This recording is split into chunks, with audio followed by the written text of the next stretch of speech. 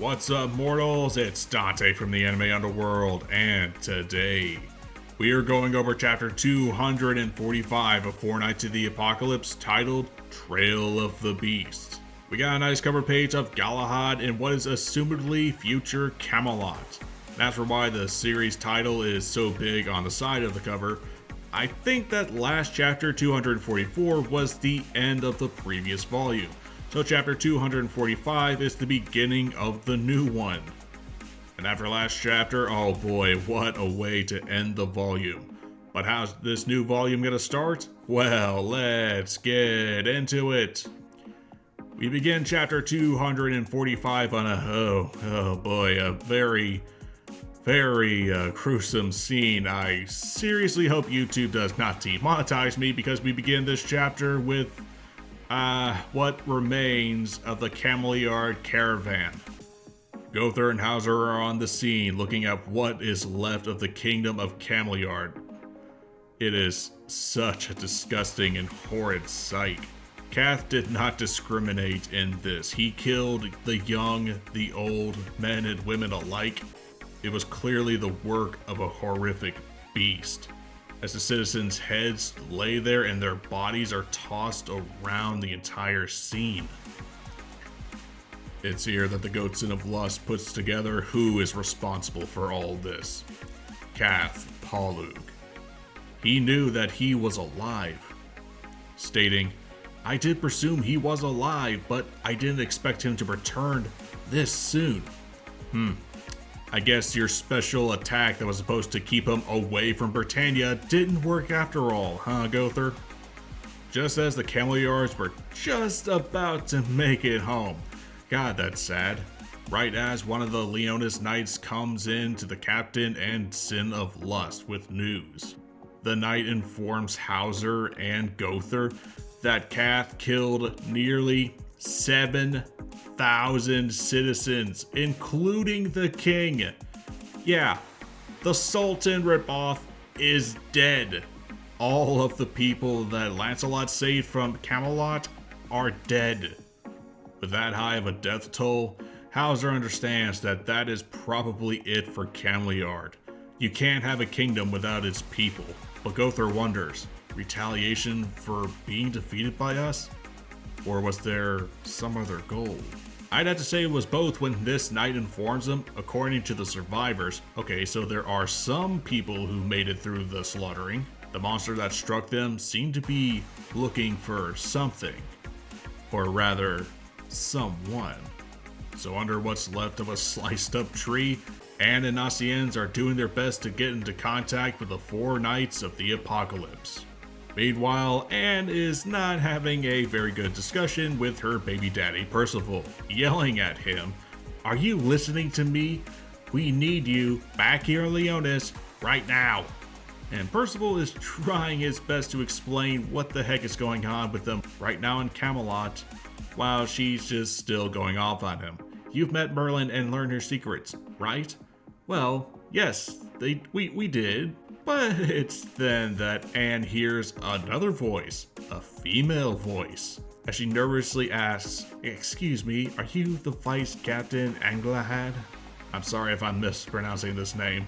And this makes Anne so angry, yelling at the crystal ball. Now why would I ever be Vice?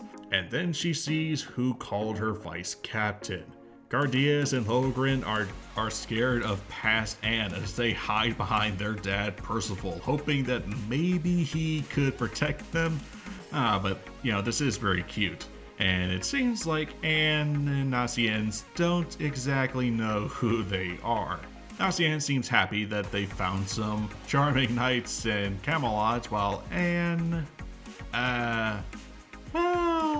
she just snaps, going off on an angry tirade on Percival.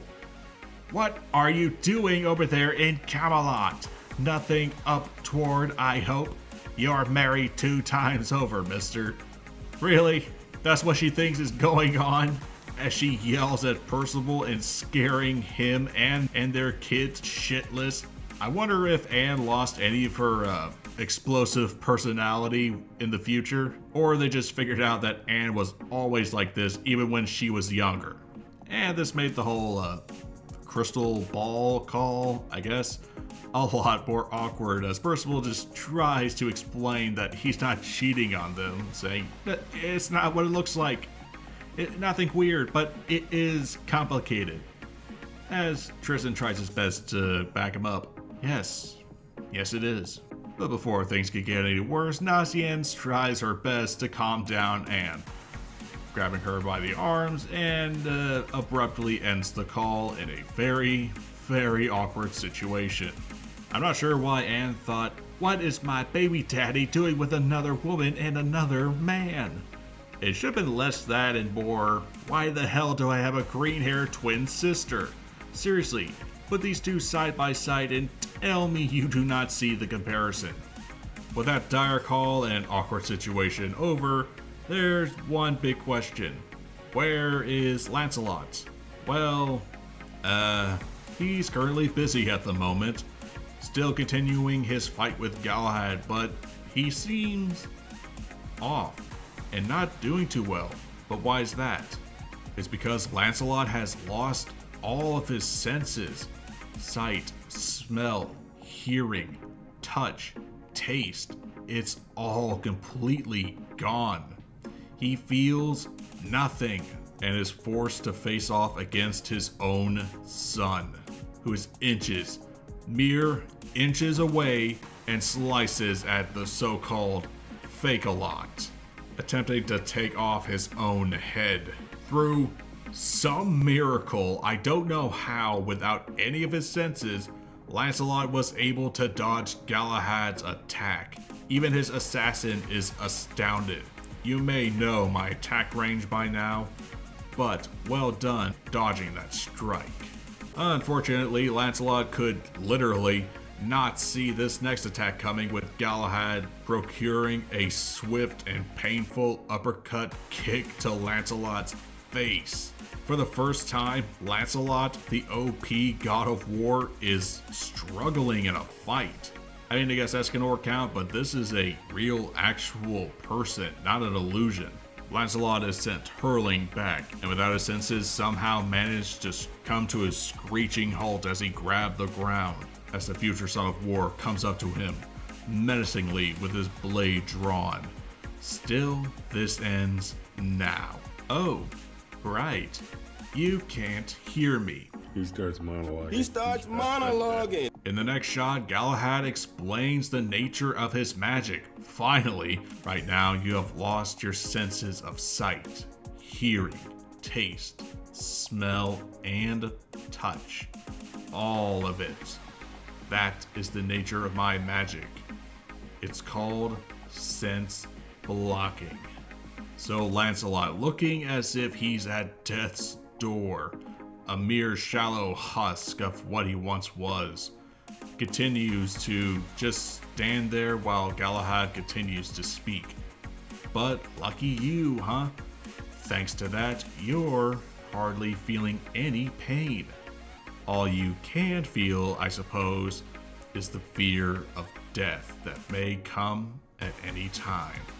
Not gonna lie, this reminds me of another anime that I love called Fairy Tail. I'm sure Greek Weeb probably pointed this out too, but this moment kind of reminds me of how Urza underwent a similar situation. She had all of her senses robbed from her, and yet despite all that was still capable of putting on a fight against her opponent who robbed her of her senses. You think Lancelot is putting up this good of a fight because of the same reasons? It's because she's Urza! That is a good point. Oh, but his monologue's just not over yet. Galahad continues his walk over to his weakened father. It's too bad, though. You'd cut it in with the Knights of the Holy Grail. Your luck ran out once you dared to pose as Lancelot, the strongest knight in Camelot. And to his shock, Lancelot spoke to him as if he was listening to him the entire time.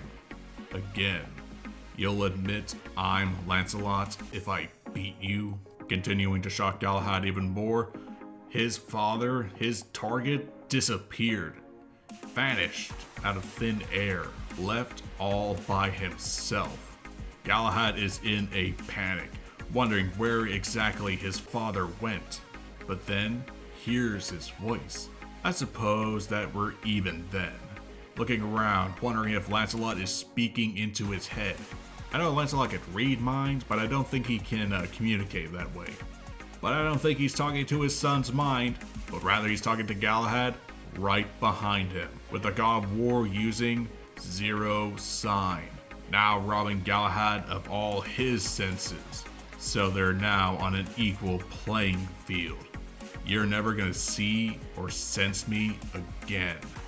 Galahad is practically blind to the invisible Lancelot, forced to go on the defensive while Lancelot, robbed of all of his senses partially, is capable of kicking his son's ass and dodge all of his attacks, managing to land blow after blow against his own son without him even knowing where he is, while Galahad just furiously swipes his sword, hoping to hit Lancelot wherever he is. He swipes everywhere from every direction, yelling, "Stop playing with me." And all Lancelot can do while using Zero Sign is think to himself, "What a pain. I can't precisely aim at him through his killing drive alone. His reaction speed is pretty up there too. Oh well, in my current state, I'll have to rush in and hope for a draw." He says, not only after delivering a powerful punch to his son's face, but after Galahad swiped his sword and managed to hit the invisible Lancelot. Both father and son are sent backwards in opposite directions after both dealing a blow onto the other. After Zero Sign was deactivated, Lancelot could be seen yet again and criticizes himself. That was pathetic. Dad would laugh in my face if he saw this. Yet he was glad to see that all of his senses were back, so he can now see the danger that he is currently in. Galahad is still not giving up. Seriously, what is up with this kid?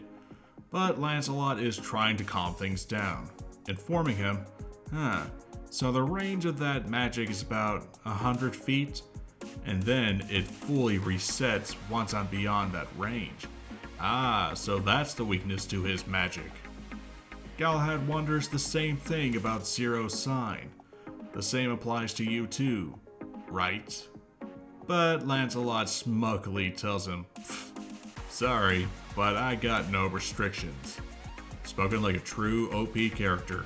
Yet he extends an olive branch to Galahad. So, you want to keep going? Or maybe save it for another time? He wipes the blood off his face. "I want to fight you at full health, besides, with my best weaponry. Yes, like a certain spear, coated from the blood of a certain king that you gotta get to, you know, tick-tock." Galahad, with his thick skull and tunnel vision, tells Lancelot, playing the "I wasn't really trying" card now, "To hell with that.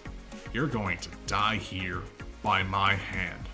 Luckily, before we could get another round between these two, thank God, Percival and his comrades, including their future children, fly down from above, telling them to call off the fight. Yes, please stop this fight, because there's something more important to worry about. Explaining to Lancelot, "I got Anne here. There's big trouble in Britannia." And they arrive just in time because according to Tristan, they just look awful. Much to Lancelot's shock and I assume Galahad's annoyance. Percival lands before Lancelot, informing him she wants us back there ASAP, but before the Night of Death can continue, the Knight of War just stole the crystal ball from Percival's hands like the thief he is, calling to Anne, "Yo, Anne." And Anne is not exactly happy. "Lancelot, what do you want?" Wow, really giving him a tone, huh? Issei, and only Issei, is trying to tell Galahad to please, for the love of God, stop your bullshit mission. While Lancelot talks to Anne through the crystal ball, asking, "The only way to undo your interrogator is to admit you lied, right?" She says, through a confused tone, answering, "Yes, but..." And it's here that Lancelot tells not only Anne, but all of his comrades what actually happened days ago. A few days back, you asked me if I had, quote unquote, business waiting over in Fenwick. I said no to you, but that was a lie. Lancelot tells the truth, loudly and proudly before Anne and all the other knights, future and past. The truth is, there's a woman I cherish more than anything. Oh god. And if I wanted to protect her, I had to go to Dad to train me some more. As everyone looks in shock, except for Gawain, I think she already knew of Lancelot's proclamation. And then it happens. Anne's curse has been lifted. Lancelot is no longer under the effects of a possible, if not literal, metric ton of magical pressure weighing him down. The weight, the curse, it's gone, broken, because the truth had set him free. And this shocked Anne to no avail. She couldn't believe that he was affected by her magic this whole time. And truth be told, so did I. I forgot Lancelot was under the effects of this spell. Though Tristan and Percival are kind of giggling like schoolgirls now that Lancelot admitted that he was doing all this for a girl. So you do have someone. A girl you love, huh? At the time, Tristan, at the time. Issei, the voice of reason in this group, tries one last time to tell Galahad to please back off. I keep telling you, that's Sir Lancelot. Galahad, ever the thick-headed dumbass, tells his comrade, if that was true, he would have defeated me in an instant. Oh, and you're about to get it when Lancelot says, you want some evidence? Issei, who knows shit's about to get real, backs away as Lancelot, free from Anne's magical weight, creaks his neck and is ready for the final battle. Galahad draws his sword one more time and loudly proclaims, hurry up then and show it to me. I'm getting sick and tired of this pointless exchange. You and me, goddamn both. And guess what? Ask and he shall receive. Because Lancelot, in a literal flash, in one swift and measly chop, put you down for good. And that is how we end chapter 245.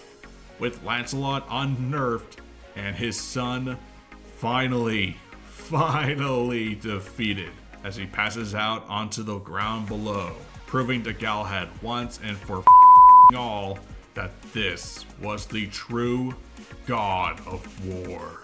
That's right, you and me, right now, we're having it out. Let's go, come on, come on.